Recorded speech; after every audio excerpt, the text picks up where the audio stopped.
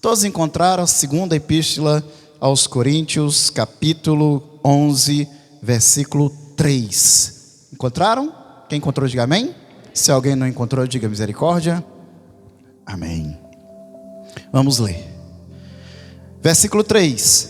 Mas receio que, assim como a serpente enganou a Eva com a sua astúcia, assim também seja corrompida a vossa mente, e se aparte da simplicidade e pureza devidas a Cristo. Vamos para o versículo 14. E não é de admirar, porque o próprio Satanás se transforma em anjo de luz. Não é muito, pois, que os seus próprios ministros se transformem em ministros de justiça, e o fim deles será conforme as suas obras. Amém? Podem sentar. Glória a Deus. Senhor meu Deus, meu Pai, Senhor, eis aqui a Tua palavra, Pai que é fiel, Senhor. Peço então, Senhor, que Tu possa neste momento, Pai, clarear o nosso coração e as nossas mentes para receber desta palavra, Pai, que é muito mais do que, Senhor, meros escritos, Senhor, mas é um alimento, Senhor, para o nosso espírito, Pai. É aquilo também que a Tua própria palavra nos fala, é luz para os nossos pés, é lâmpada para os nossos pés. Se formos, Senhor, fiéis ao que esta palavra significa, lâmpada para os nossos pés, não é um farol, é lâmpada. Não ilumina muito o que está à nossa frente, mas ilumina o suficiente para darmos o próximo passo. Portanto, o Senhor nos guia, nos ilumina o suficiente para darmos o próximo passo, o passo de amanhã, o passo seguinte, até, Senhor, que mais uma vez Tu possa nos revelar a próxima mensagem e assim por diante. Mas que esta lâmpada, Senhor, jamais venha cessar de nossas vidas, que essa luz, que esta glória, Senhor, seja constante em nós, que nós jamais venhamos nos desviar desta luz, desta palavra, de Cristo, Senhor, em nossas vidas, que uma vez nos iluminou e nos foi revelado, e por isso nos alegramos, Senhor, na Tua presença, Pai, e esta noite nos alimentamos dessa palavra. Amém, Senhor. Glória a Deus. Palavra de Deus, na segunda epístola que o apóstolo Paulo escreveu à igreja que está lá na cidade de Corinto. Ele escreve no capítulo 11, versículo 3, falando de uma preocupação. Ele começa o versículo 3 falando mais receio, ou seja, estou preocupado que assim como a serpente enganou a Eva com a sua astúcia, com a sua sagacidade, com os seus enganos, com as suas armadilhas, com os seus estratagemas, assim também seja corrompida a vossa mente, e vocês se apartem, se separem, se afastem da simplicidade e da pureza que são devidas de Cristo. Assim como a serpente enganou Eva com a sua astúcia, e com a sua astúcia por este engano, então fez com que Eva se apartasse do mandamento, da ordem de Deus, que não comesse do fruto da árvore da ciência do bem e do mal, cometendo assim o primeiro pecado. Assim também eu tenho preocupações, que vocês se apartem, se afastem da simplicidade e da pureza que é devido, que é comum, que é esperado de Cristo. Se é esperado de Cristo, então é esperado daqueles que estão em Cristo. Quem está em Cristo aqui glorifica o Senhor? Todos nós. Pelo menos é por isso que estamos aqui. Assim esperamos que nós estamos em Cristo, uma vez que professamos a fé nele, que acreditamos que é o autor e consumador da nossa fé, não é verdade? Satanás, ele é sórdido, ardiloso, não se pode esperar qualquer tipo de ética dele, não se pode esperar qualquer tipo que ele venha ter qualquer tipo de pena de nós. Pelo contrário, Ele vem mesmo para usar qualquer tipo de ferramenta de morte e destruição. Isso pode ter toda certeza. Pode ter toda certeza que ele vai usar todo tipo de artifício perverso para nos matar ou nos destruir, fisicamente ou espiritualmente. Pode ter certeza. E a gente observa, eu acho que é bem conhecido de todos nós, o que aconteceu lá no Éden, acerca do primeiro pecado, do pecado de Adão e Eva. Quando a serpente, e quarta-feira passada eu falei um pouco a respeito deste pecado, Falei um pouco a respeito do pecado de Adão e Eva, quando a serpente, quando eu comecei a falar a respeito da identidade, da serpente, de como era um mistério para o povo judeu, que mesmo para Adão e para Eva, naquele tempo, eles não sabiam do que se tratava aquele bicho que falava. Aquele bicho dentro do Éden que falava com eles. Eles não sabiam do que se tratava aquele animal. E mesmo dentro da cultura judaica, mesmo com toda a busca de conhecimento deles, até o presente dia, com todo o desenvolvimento religioso e teológico deles, mesmo no presente dia, no dia de hoje, eles não conseguiram desenvolver a revelação completa da identidade desse animal. Dentro da nossa teologia, do nosso desenvolvimento, a gente sabe que a serpente é Satanás, porque foi no Novo Testamento que a sua identidade foi plenamente revelada, A identidade do diabo, de Satanás, do inimigo do povo de Deus, não é do inimigo de Deus. É presunção demais qualquer criatura, qualquer ser querer se opor a Deus Criador. Ele é inimigo da criatura, não inimigo do Criador, Ele é inimigo do povo de Deus,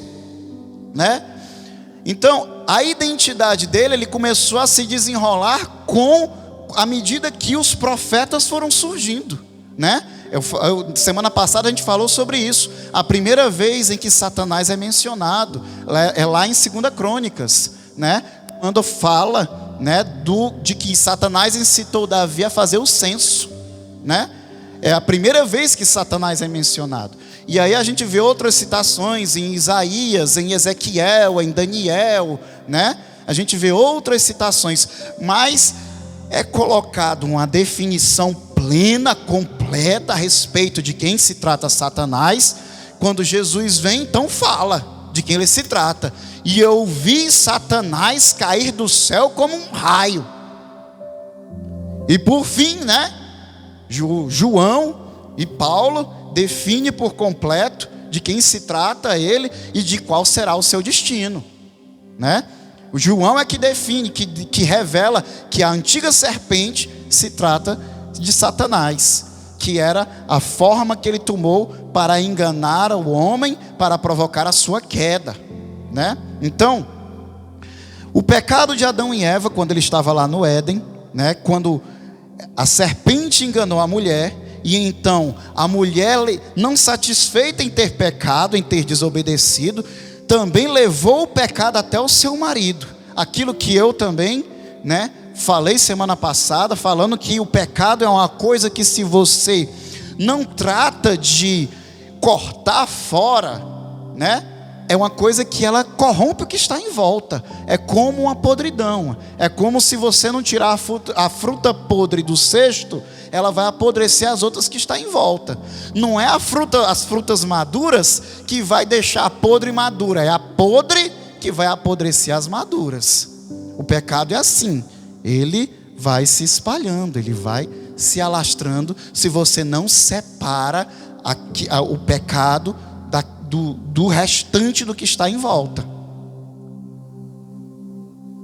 Não tem como, por exemplo, um cidadão teve um encontro com Jesus, teve uma vida, por exemplo, de vícios. A gente cita os vícios porque é uma coisa mais comum, mas uma coisa assim que é mais fácil de assimilar, Claro que existem coisas que são muito mais ocultas na nossa vida e são tão graves quanto vícios. É muito mais fácil você esconder, por exemplo, um vício na pornografia do que um vício na bebida, um vício na cocaína, um vício na maconha. Mas é tão grave quanto. É tão grave quanto, né? Então existem muitas coisas, um coração endurecido que não perdoa as pessoas, uma mente perversa que sempre observa as pessoas com olhares de perversidade, de segundas intenções, que sempre analisa a vida alheia com julgamentos. Isso é tão ruim quanto uma pessoa que está afundada, e é talvez até pior, porque a pessoa que está num vício, sabe, prejudica mais a sua própria vida do que a alheia, né? Mas uma pessoa que tem um olhar perverso prejudica muito mais a vida alheia do que a própria, né? Então, existem muitas situações, mas é muito mais fácil de você assimilar uma pessoa que está no alcoolismo, que está no vício de alguma droga. É muito mais fácil você assimilar o exemplo. Vamos supor uma pessoa que está num vício, está no alcoolismo, está no vício da droga, teve um encontro com Jesus, e Jesus supostamente o libertou. E aí, como ele foi liberto, né, do vício, agora ele acha que pode estar todo dia num bar, no meio de um bar. Pode estar todo dia conversando com os amigos que bebem, no meio de um bar, porque ele foi liberto. Não tem problema nenhum. Eu posso estar todo dia no meio do bar conversando com os meus amigos que bebem, jogando sinuca, jogando baralho, todo dia com meus amigos que bebem, que não tem problema nenhum, porque Jesus me libertou, não vai dar problema nenhum. Eu posso estar todo dia com meus amigos que usam droga, que não dá problema nenhum. Você acha que uma hora isso não vai dar ruim? Uma hora isso vai dar ruim, uma hora a carne vai fraquejar de novo. Por quê? Por mais que Jesus tenha libertado aquela vida naquele momento, essa carne ainda não foi transformada num corpo incorruptível e imortal. Ela continua ainda sendo carne. Então uma hora ela vai sucumbir se você não conseguir aparar as situações de risco que estão em sua volta. Então você tem que aprender a lidar com a sua vida com sabedoria. Depois que Deus começa a trabalhar na sua vida e começa a operar de forma sobrenatural para te libertar das coisas que um dia o mundo te oprimiu, você tem que aprender a partir daquela oportunidade de libertação que Deus te deu, a aprender a administrar a tua vida de maneira melhor. É assim que a gente tem que operar, é assim que a gente tem que fazer, não é verdade? É assim. Naquele momento que Eva pecou, ela poderia ter assumido o pecado dela e buscado arrependimento, mas não.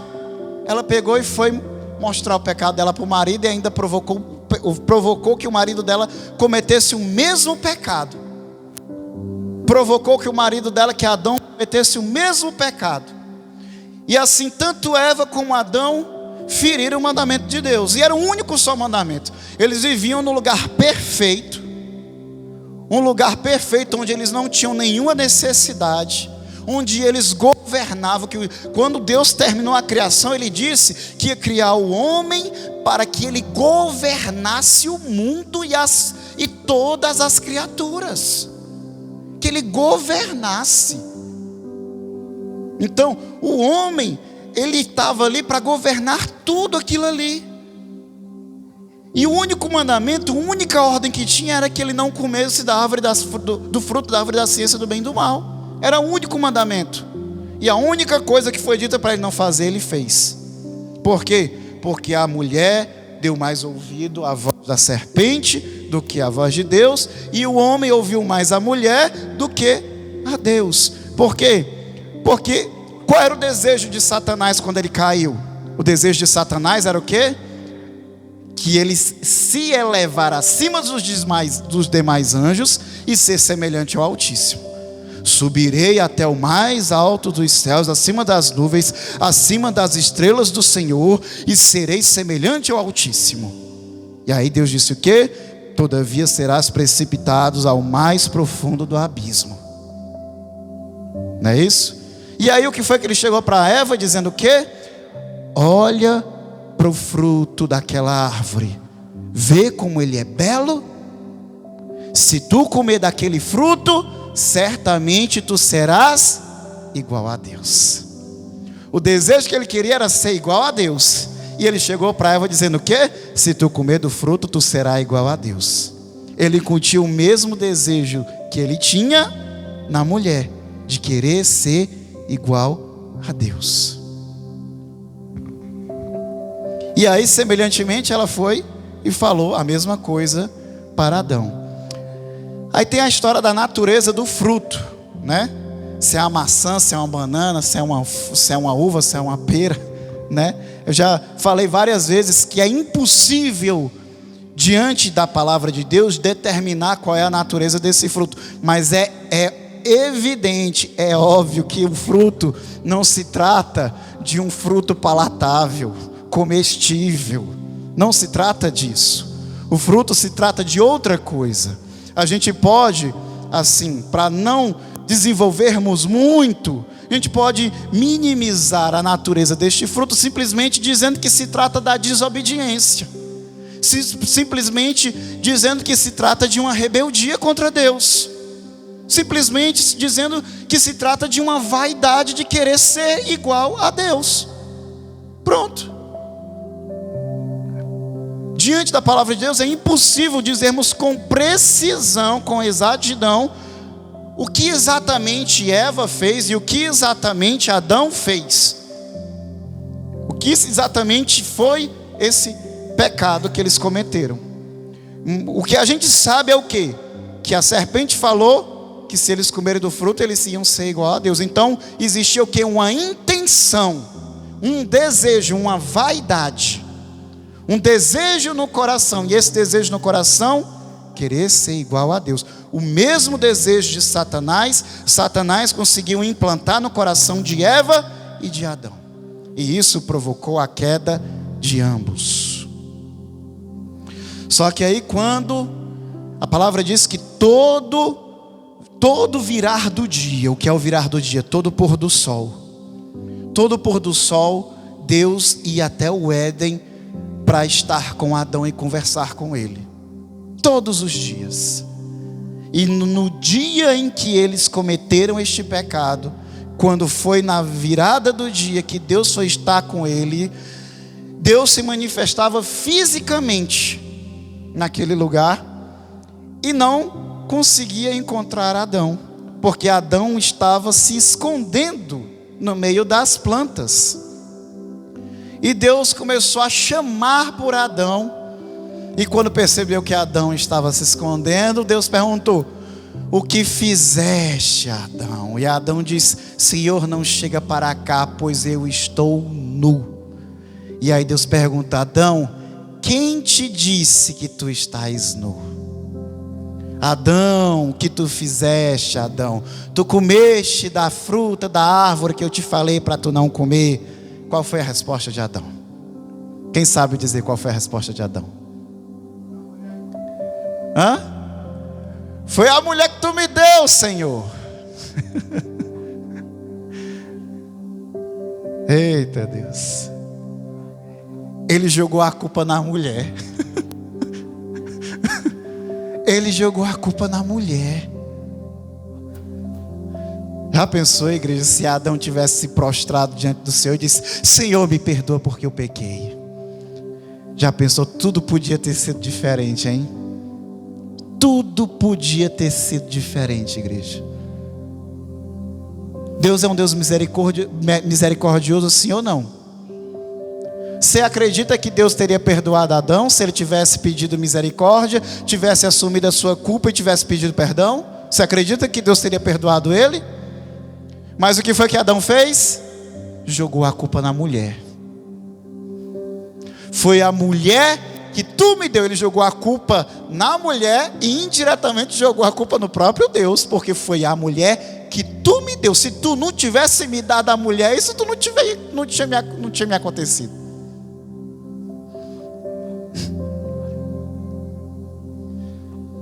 Indiretamente ele culpou o próprio Deus pelo seu pecado. Ontem eu tive mais ou menos uma hora conversando com o irmão Daniel que está ali. Ontem a gente estava conversando, né? O que provocou, né? Se Deus se Deus já sabia que Adão ia pecar ou se Deus não sabia que Adão ia pecar. Se a palavra de Deus nos dá margem para saber se Deus sabia ou se Deus não sabia, né? São questões filosóficas dentro da palavra de Deus, filosóficas e teológicas, que é impossível a gente determinar, né? É impossível a gente dizer se dentro da palavra de Deus, se Deus sabia que Adão ia pecar ou se Deus não sabia que Adão ia pecar. É uma discussão que a gente vai num ciclo infinito. Um ciclo infinito. Que você vai, pela onisciência de Deus, Deus saberia. Mas pelo caráter de Deus, Deus jamais provocaria o mal. Então, fica um ciclo infinito que nunca leva a nada, né? Então, amados, se Adão, certamente, se ele tivesse se arrependido, se tivesse assumido o seu pecado e tivesse se arrependido, talvez, também não tem como eu saber, não tenho como eu dizer aquilo que não foi, né? Mas podemos assumir a hipótese em saber que Deus é misericordioso, de que tudo poderia ter sido diferente se Adão tivesse admitido a sua culpa e tivesse pedido misericórdia a Deus. Mas como ele jogou a sua culpa na mulher, e aí ele disse: foi a mulher que tu me deste, Senhor. Quando Deus chega para Eva, a Eva diz: foi a serpente que me enganou. Ninguém assumiu a culpa de nada. E a serpente não tinha mais para jogar a culpa para ninguém, ficou com ela mesma. Ninguém assumiu a culpa de ninguém. E o engraçado, igreja, é que até o dia de hoje o ser humano é assim.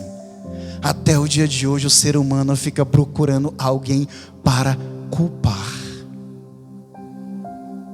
Ai, porque me feriram. Ai, porque me magoaram. Ai, porque na infância fizeram assim comigo. Ai, porque olharam torto para mim. Ai, porque falaram mal de mim. Ai, porque mentiram ao meu respeito. Ai, porque foram injustos comigo. Ai, porque eu estou muito triste.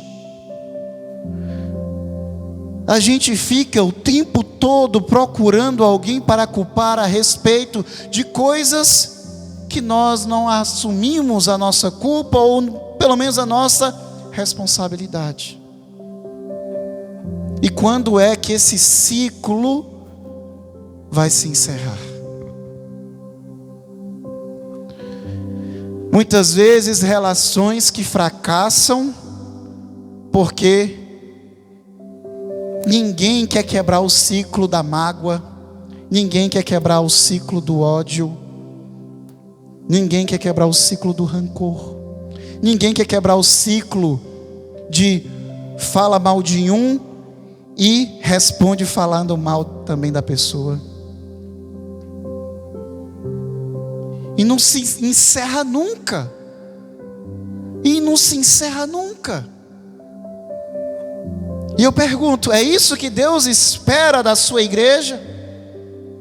É isso que Deus espera da sua igreja? Eu pergunto, nós estamos agindo como Cristo espera de nós, pelo qual Ele deu a sua vida por nós, ou agimos como Satanás tem armado contra nós? Mas receio que assim como a serpente enganou a Eva com a sua astúcia, assim também seja corrompida a vossa mente, e se apartem, nós venhamos nos apartar da simplicidade e da pureza que são devidas de Cristo.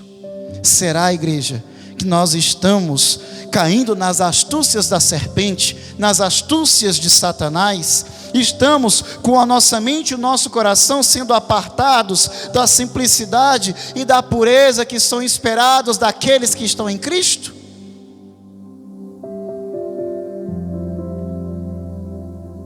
Os nossos pensamentos estão envoltos em quê? O que pensamos a respeito uns dos outros, coisas boas ou coisas ruins? O que sentimos a respeito uns dos outros, coisas boas ou coisas ruins?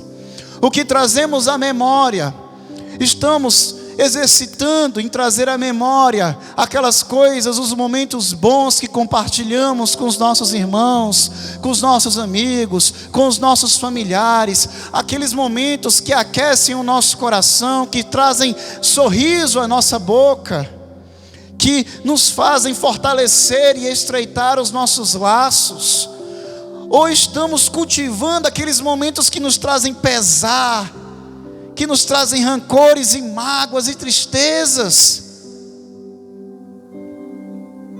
Porque eu tenho certeza, igreja, que se você colocar numa balança, você vai ter muito mais momentos bons do que momentos ruins, com as pessoas que você viveu, que você convive, amigo, família, irmãos.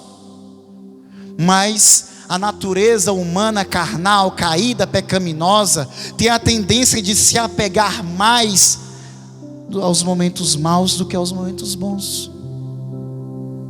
Esses 28 anos de igreja que estamos aqui, e eu ajudando a pastora Rosângela mais de perto, e o meu saudoso pai, pastor Humberto, mais de perto desde os 23, ou seja, há 15 anos, ajudando eles mais de perto. 6 anos de pastor, vou fazer 7 anos de pastor agora em agosto. Eu acompanho alguns irmãos, alguns eu tenho liberdade, alguns irmãos têm liberdade de me buscar conselhos, algumas situações eu tenho oportunidade, liberdade de intermediar. E eu sei, eu conheço muitos irmãos intimamente, muitas relações de perto. Eu sei que existem muitos mais momentos bons do que momentos ruins. E momentos ruins acontecem, né? Testas batem, bicudos se bicam, né? Sai faísca às vezes, é normal, porque as relações humanas é normal, é natural. Casais brigam, amigos brigam, pais e filhos se desentendem, brigam, irmãos até gêmeos brigam, né? Que dizem que relações entre gêmeos são uma relação diferente, né? Dizem que eles compartilham até sensações de emoções e de dores, né? Mas até essa relação íntima diferente, né? Até eles brigam. Isso é normal das relações humanas. Mas elas não se limitam apenas aos momentos, às brigas, aos momentos ruins. E eu tenho certeza que existem muito mais momentos bons do que maus. E a gente não pode se apegar aos momentos maus. Não pode, porque é isso que o inimigo deseja que nós venhamos fazer.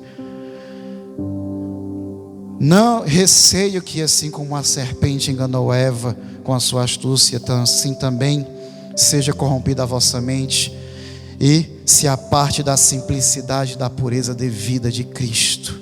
E não é de admirar porque o próprio Satanás se transforma em anjo de luz. Não é muito, pois, que os seus próprios ministros se transformem em ministros de justiça, e o fim deles será conforme as suas obras. Eu foquei até o momento acerca das relações humanas, porque é a coisa mais comum que existe dentro da igreja. A gente estimula muito, a coisa que mais caracteriza a igreja não é o templo, não é o lugar, não é esse espaço.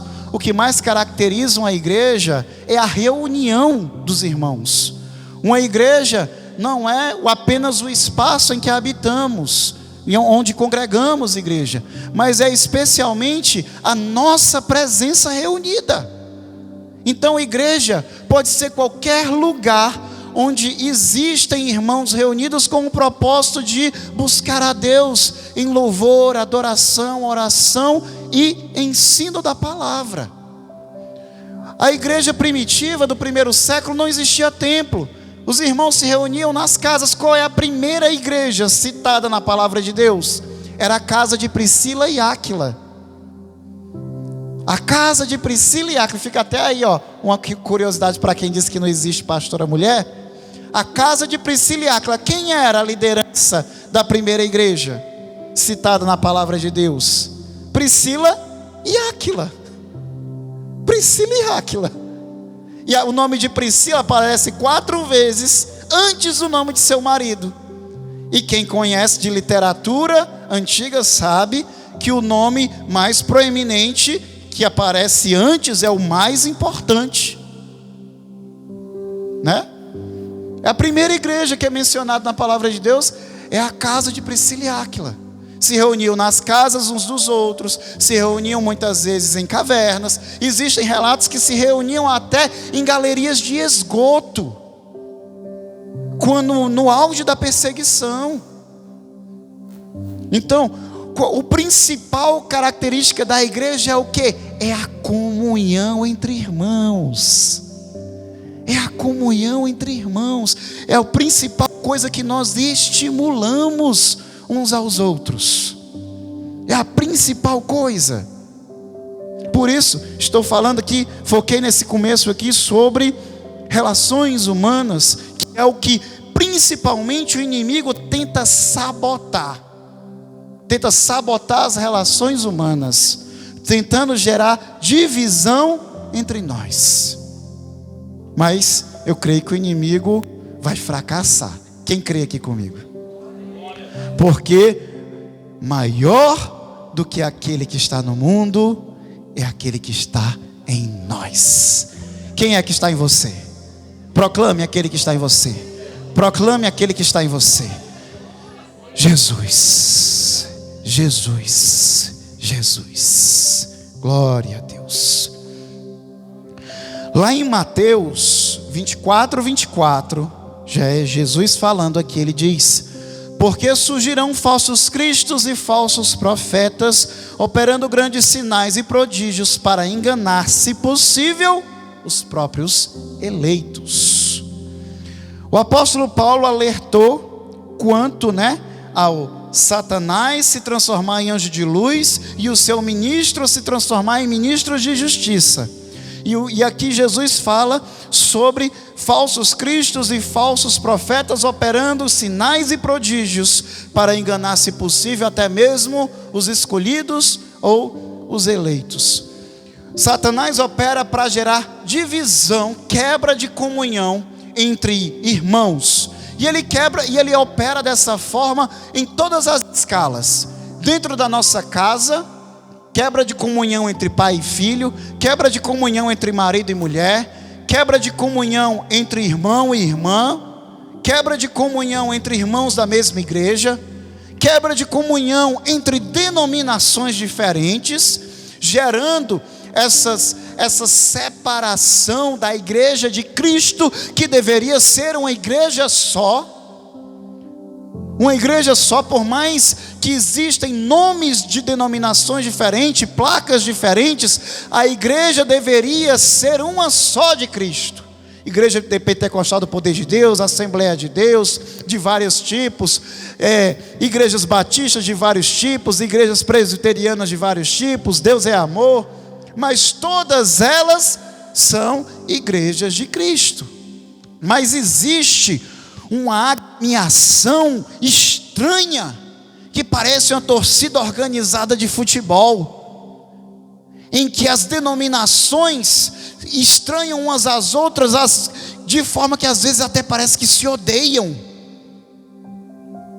O inimigo trabalha dessa forma, de forma que tem denominação que nem saúda irmãos de outra denominação, que nem considera irmão, que nem considera. Então existe todo nível, toda escala de armadilha que o inimigo prepara para quebra de comunhão, todo tipo. Mas existem outras armadilhas que o inimigo prepara, e isso tudo em cima do que o inimigo trabalha?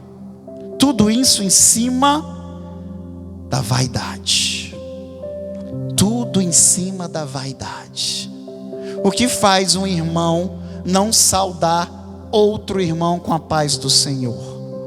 Se achar melhor do que ele. É ou não é?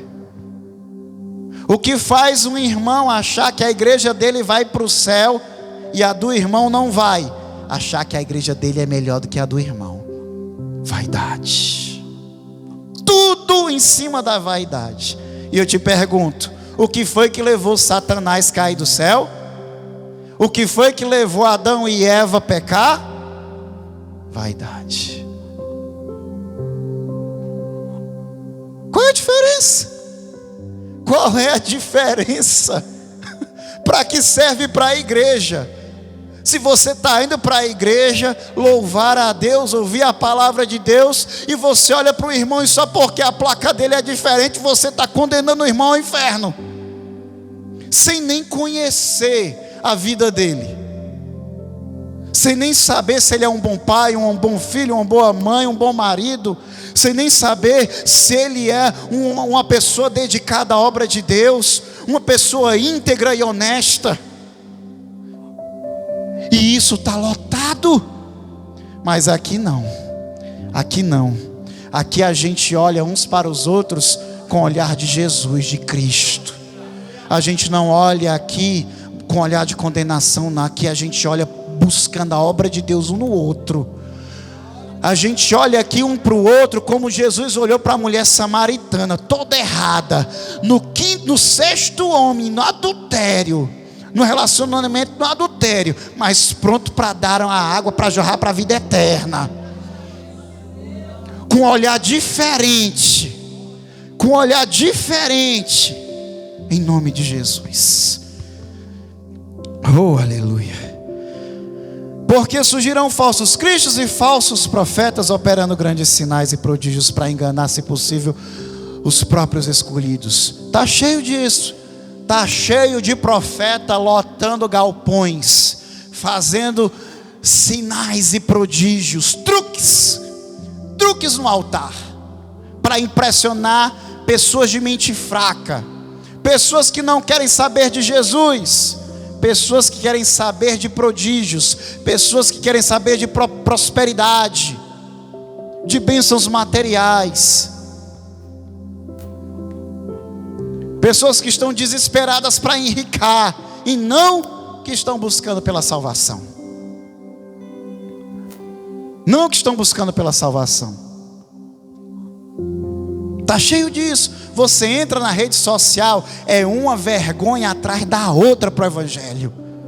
Uma atrás da outra. Eu costumo dizer que não existe coisa que prejudicou mais a igreja, desde Roma, do que rede social. Não teve nada que foi pior para a igreja do que rede social desde Roma. Nada. É o profeta Mirim, é o não sei o que Salles, é o não sei. Meu irmão, é cada coisa que aparece. É cada coisa que aparece que, meu Deus do céu, dá tanta vergonha, dá uma tristeza profunda no coração. Profunda. O pessoal vai levar corrente de ouro no altar, é fogueira santa disso e daquilo, é Ferrari passando no corredor da igreja, e o pessoal tocando na Ferrari para receber a unção da Ferrari, é caroço de feijão por R$100, ungido para curar curar da Covid. Meu Deus do céu, está aqui, igreja, a palavra de Deus falando. A palavra de Deus falando. Falsos profetas. E pior deles que parece até que faz milagre. O Caio Fábio, ele já denunciou ter esses grandes supostos profetas milagreiros internacionais, como o Benihim, né? Ele contrata atores. Ele contrata atores para simular milagres nos seus eventos. Ele contrata. Amados, está cheio disso. A gente não pode, igreja, se deixar impressionar por milagre, não. Não pode se deixar impressionar por milagre. A gente tem que se deixar alimentar pela palavra. Ainda mais nos dias de hoje, igreja. Nos dias de hoje, você vê um vídeo, a coisa mais fácil do mundo é você fazer uma edição de vídeo. Coisa mais fácil do mundo, você pegar um aplicativo aí e editar um vídeo e parecer que você vê uma coisa maravilhosa. Pastora Rosângela outro dia me mandou um vídeo de uma mulher lá na África, fazendo um milagre ao vivo de um braço mirrado, ficando normal ao vivo, na frente das câmeras. E ela mandou para mim e disse: pastor Tiago, isso é verdade? Eu digo: não, mas isso aí é forjado. Aí eu, na mesma hora, mandei outros tantos vídeos dela fazendo o mesmo milagre em outros tantos lugares. A mulher quebrou o braço, né? Ela não foi no médico coisar, o braço cicatrizou e ela aprendeu a contrair a musculatura e o braço dela fica bem mirradinho.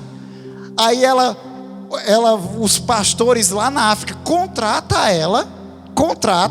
no meio dos eventos com centenas de pessoas, aí na hora do evento que ela vai e relaxa o braço, aí o braço parece que está ficando normal. Aí tem bem uns 10 vídeos dela fazendo a mesma coisa em vários eventos diferentes. Tá cheio disso por aí, igreja. Falsos profetas operando sinais e prodígios. E eu vou te dizer, esse é falso, mas eu vou te dizer, o diabo faz milagre também. Só que a diferença é que quando Deus faz um milagre, Ele prega a verdade e diz: vai, não peque mais. O diabo, quando faz um milagre, ele vem com engano, com engodo, diz: continue pecando, continue buscando os desejos do seu coração, as suas vaidades, continue buscando as suas vaidades, continue cego, continue perseguindo as suas vontades. É assim que o diabo faz. Continue no adultério. A diferença é essa, meu irmão. A diferença é, você acha que quando a pessoa vai num terreiro, faz uma oferta, faz um trabalho, o inimigo não faz coisa? Não faz. Só que para a pessoa continuar afundada no engano, continuar afundada no laço do diabo, permanecer no laço do diabo. Só que quando Deus faz um milagre, é para dizer: olha, agora ouve minha voz, vai, não peca mais, vai, se arrepende, vai, perdoa. Chegou o momento agora de tu me receber. Eu sou o único e verdadeiro Deus. É assim, igreja. Oh, aleluia. O inimigo trabalha de várias maneiras. Sempre ele trabalha, sempre a principal arma, a principal ferramenta do inimigo é a nossa vaidade, é o nosso orgulho. Sempre é a principal ferramenta dele.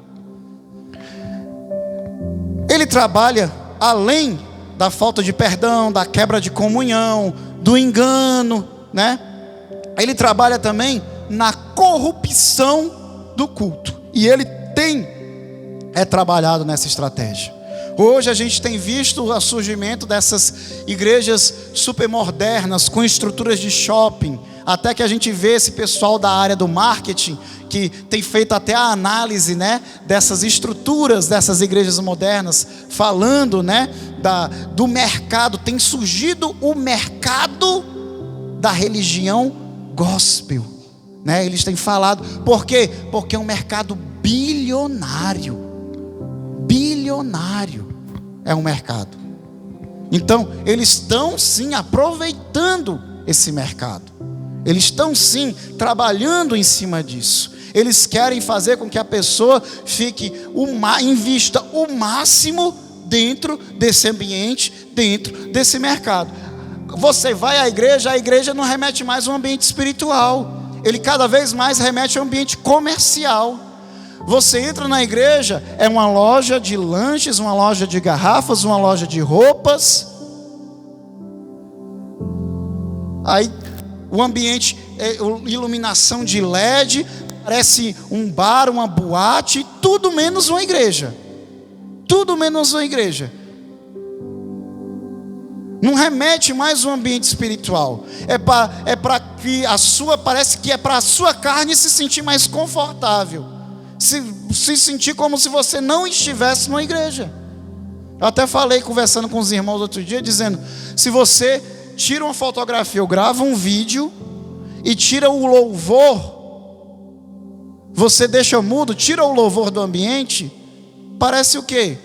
Parece uma casa de show, uma boate. O que você está assistindo.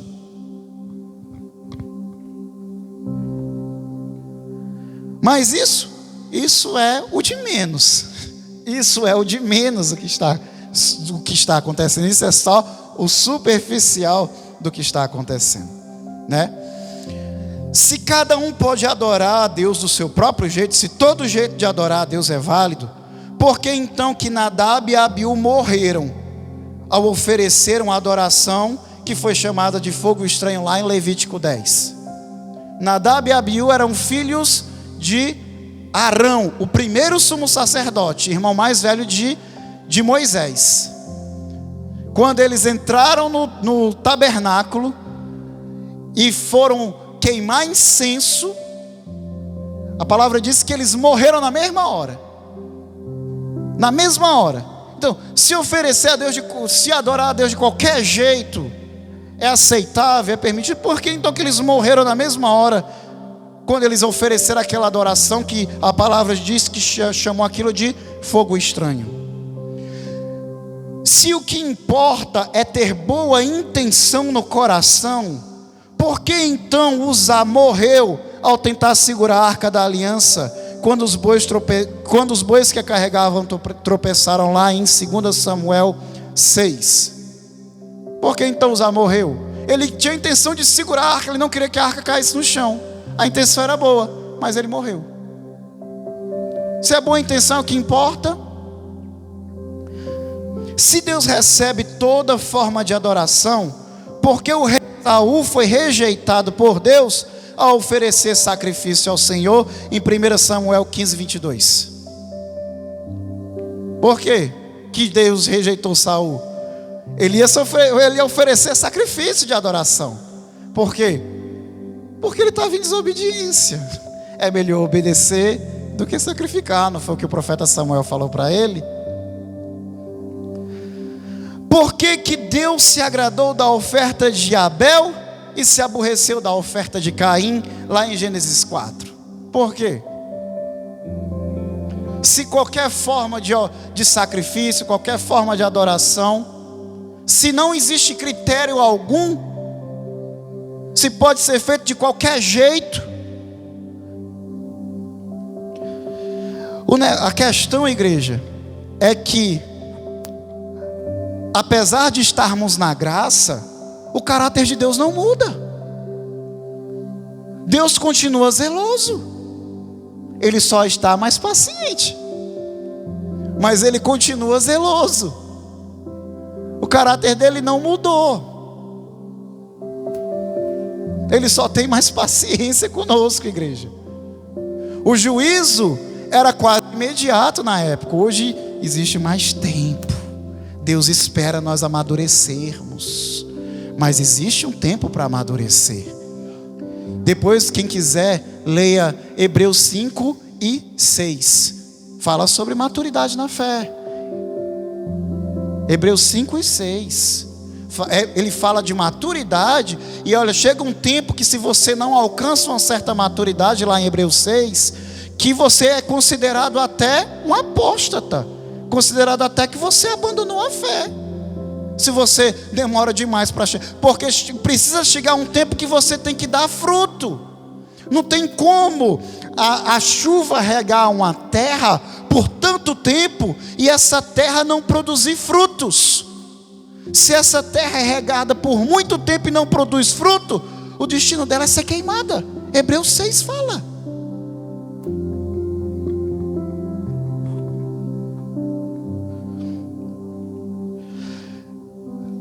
O negócio é tão complicado em relação à nossa carne, igreja. Porque tem um exemplo lá de Números 21:6, que fala que no deserto os israelitas ainda estavam, naquela peregrinação do Egito para a terra prometida. E o povo era murmurador demais, como vocês sabem. E de tanto murmurar o povo, Deus mandou umas serpentes para picar os murmuradores. Aqueles que reclamavam demais, Deus mandava uma serpente e picava. E o povo começou a morrer da picada das serpentes. Aí o povo começou a clamar: Moisés, Moisés, as serpentes estão picando, a gente está morrendo, Moisés. Aí Moisés falou com Deus, aí Deus disse, Moisés intercedeu, né? Pediu para Deus misericórdia. Aí Deus ordenou a Moisés: Moisés, manda Arão confeccionar uma serpente de bronze, bota a serpente no topo de uma haste de madeira e ordena que todo aquele que for picado pela serpente, olha para a serpente de bronze no topo da haste, que não vai morrer. Ou seja, né? Os murmuradores vão continuar sendo picados para parar de murmurar, mas não vai morrer, pelo menos não vai morrer. Né? Aí pronto, toda vida que o murmurador era picado, ele olhava para a serpente e não morria do veneno, não morria. Passaram-se um tempo, né? Sabe o que foi que o povo fez? O povo começou a idolatrar a serpente de bronze. Começaram a sacrificar para a serpente de bronze e idolatrar a serpente de bronze. O povo transformou a bênção do Senhor num símbolo de idolatria. Olha como o povo é. E você acha que a gente é diferente? Você acha que a gente é diferente? Você acha que a gente não transforma as bênçãos que Deus nos dá em idolatria, não? Você não acha, não? Quantas vezes, hein, irmãos? Vocês viram aqui os irmãos: pastor, ora por mim, eu estou 2 anos desempregado, pastora, ora por mim para Deus abrir a oportunidade de emprego. Deus abre a oportunidade de emprego, o irmão nem aparece mais na igreja. Aí, meu irmão, cadê você, meu irmão? Nunca mais apareceu na igreja. Pastora, eu não tenho tempo, estou trabalhando demais.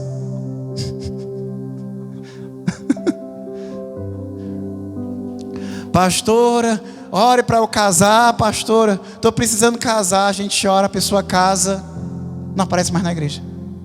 Essa atenção é só para o marido. É ou não é, pastora? Você acha que o crente é diferente, muito diferente do judeu?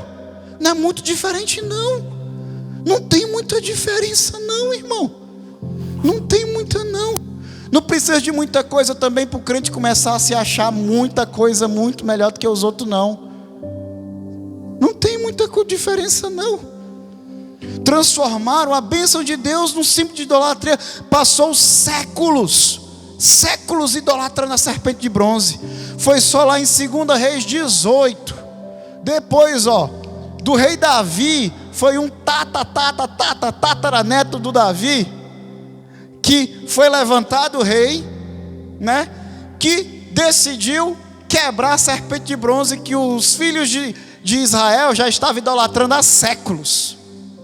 Lá em 2 Reis 18, passaram séculos idolatrando a serpente de bronze, que Deus mandou fazer só para eles não morrerem do veneno da serpente. É terrível, o ser humano é terrível. A verdade, igreja, é que hoje em dia não é diferente. Nós tiramos Cristo do centro da igreja e colocamos nós mesmos no centro da igreja. Nós colocamos nossa própria imagem nessa haste e idolatramos a nossa própria imagem, porque tudo aquilo que não agrada a nós, rejeitamos, e rejeitamos até a Cristo.